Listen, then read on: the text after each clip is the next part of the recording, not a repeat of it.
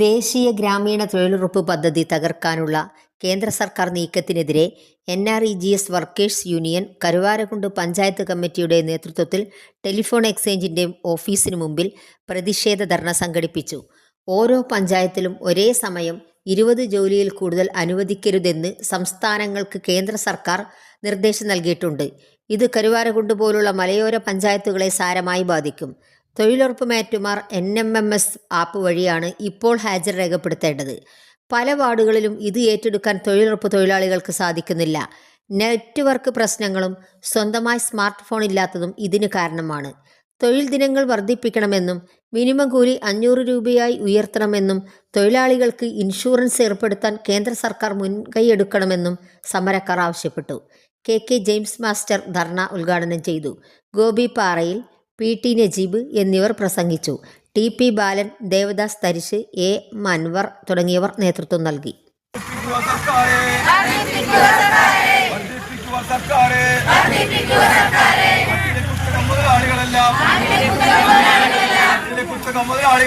സുഹൃത്തുക്കളെ, അമ്മമാരെ, ഇന്ന് സംസ്ഥാന വ്യാപകമായിക്കൊണ്ട് NREG വർക്കേഴ്സ് യൂണിയന്റെ നേതൃത്വത്തിൽ കേന്ദ്ര സർക്കാർ ഓഫീസുകളിലേക്ക് വലിയ രൂപത്തിലുള്ള ജനപങ്കാളിത്തത്തോടുകൂടി ഐതിഹാസികമായിട്ടുള്ള സമരത്തിന് ഈ നാട്ടിലെ തൊഴിലാളികളാകെ നേതൃത്വം കൊടുത്തുകൊണ്ടിരിക്കുകയാണ്.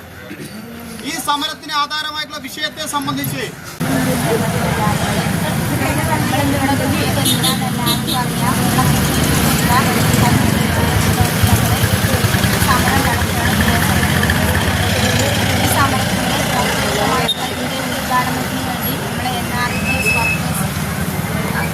ഏരിയ കമ്മിറ്റി അംഗമായ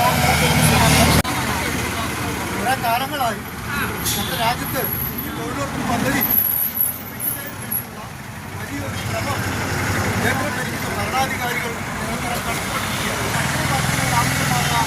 സാഹചര്യമൊക്കെ ഉണ്ടായിട്ടുണ്ട്.